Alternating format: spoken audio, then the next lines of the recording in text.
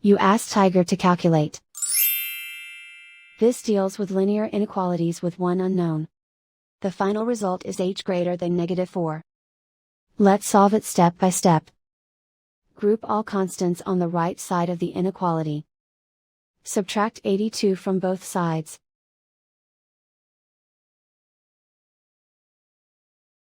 Group like terms.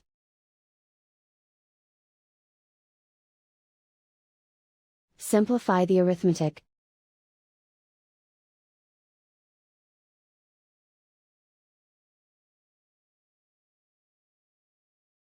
Convert the h into a positive number.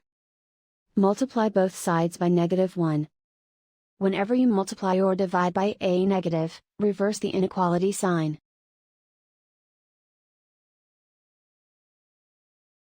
Remove the ones.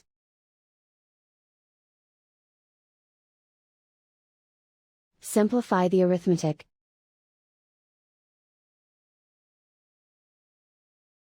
Plot the solution on a coordinate grid.